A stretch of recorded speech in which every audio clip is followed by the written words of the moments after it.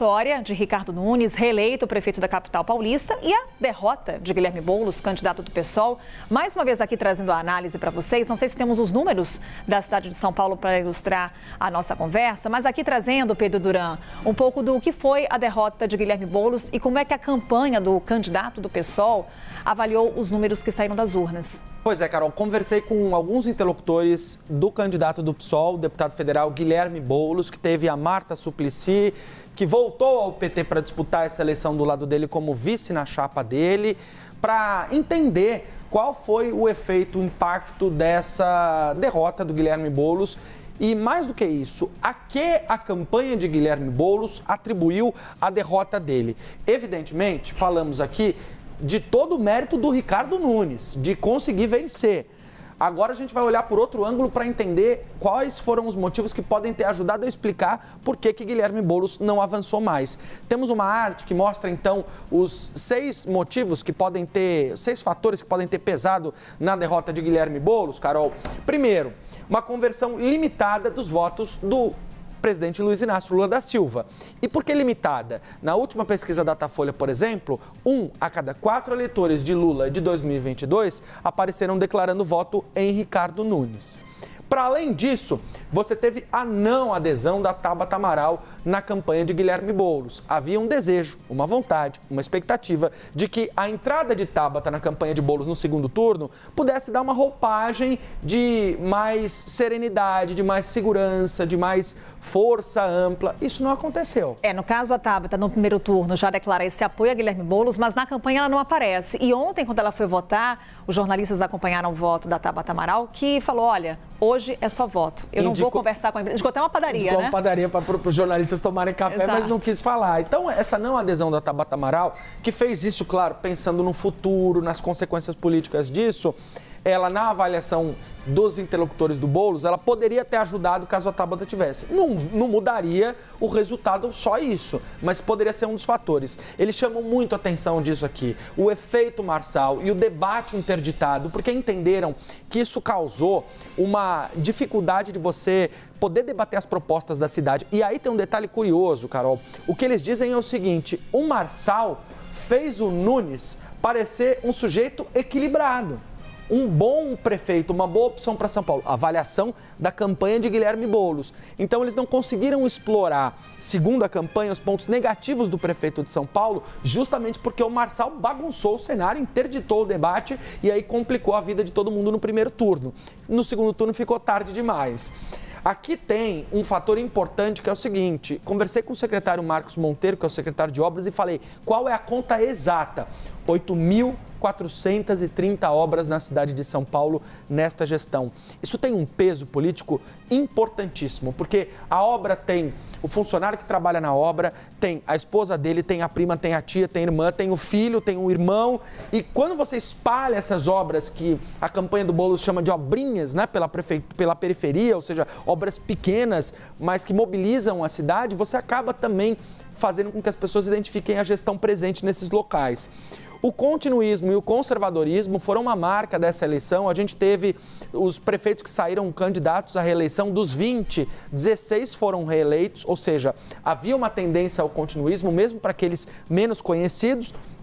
E aqui a dificuldade de conquistar a periferia de São Paulo. Apesar da presença de Marta Suplicy, que tinha de fato tido uma boa votação de capilaridade na periferia, Boulos não conseguiu conquistar. A gente já mostrou o mapa e ele ficou muito limitado nesse segundo turno ali na região central e um pedacinho ali próximo do Campo Limpo na Zona Sul. Mas a periferia toda ficou com o Ricardo Nunes. Tanto que o Nunes fala no discurso da vitória no segundo turno, a periferia venceu. E do ponto de vista prático de dados eleitorais, ele está correto.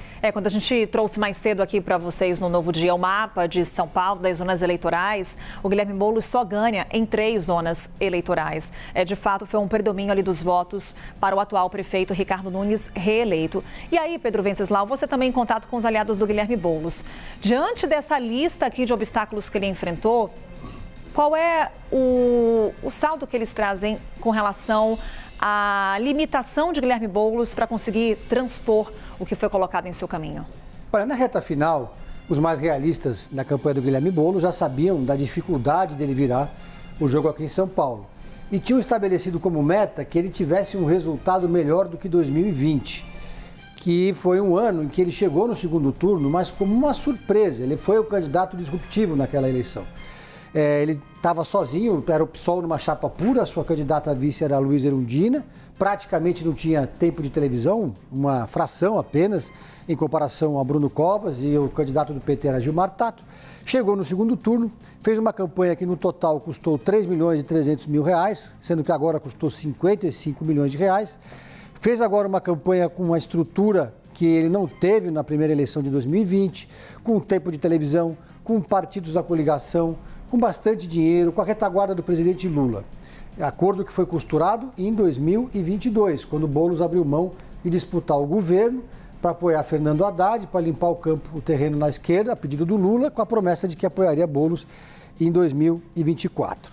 Não conseguiram lograr êxito nessa missão de melhorar o desempenho dele.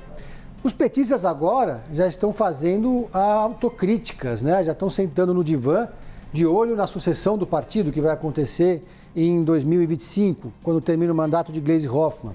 Alguns petistas, como Washington Quaquá, que é vice-presidente do PT e foi eleito prefeito de Maricá, dizem agora, algo que já diziam antes, mas reservadamente, que consideram um erro a candidatura de Guilherme Boulos aqui na capital. Que o erro central ali tem todos esses fatores, mas a escolha do candidato, segundo alguns petistas, foi o erro central. Por quê? Porque isso mostra que o PT e o PSOL, o campo da esquerda aqui em São Paulo, não está conseguindo sair dessa bolha dos 30%, os 40% no caso, no segundo turno. Ele teve a mesma votação dos mesmos eleitores do mesmo campo de 2020. Então, o que eles dizem? Que seria mais interessante o PT agora, em 2024, ter feito uma aliança em torno de Tabata Amaral, da Estela Haddad, esposa do ministro Fernando Haddad, de um nome, por exemplo, Márcio França, um nome que tivesse menos resistência, menos rejeição do eleitorado, que trafegasse, que tivesse ali conexão com essa audiência mais conservadora, mais de centro, e que não era o caso de Guilherme Boulos. Então, a lição que fica é que nas próximas eleições, o PT deve procurar candidatos mais viáveis, que tenham mais uma coloração laranja do que vermelha. O próprio Haddad, quando disputou a eleição aqui em São Paulo para governador e para presidente em 2018, usou um pouco essa cor menos avermelhada, uma pegada um pouco mais moderada. E aí fica um pouco essa leitura que já vai ser o tom dessas discussões internas do PT, essa lavação de roupa suja que já começa a partir de hoje. Bem, a gente mencionou aqui uma declaração de Ricardo Nunes no seu discurso da vitória, em que ele fala sobre a periferia. A gente traz esse trecho para mais análise aqui com os Pedros. Vamos lá. Sou o primeiro filho dessa cidade que cresceu na periferia. Em 470 anos de história dessa cidade, eu sou o prefeito eleito de São Paulo que veio da periferia. Eu vou falar uma frase que vai ficar marcado em cada um de nós. A periferia venceu! Vamos aqui para mais análise com Pedro Venceslau, Pedro Duran.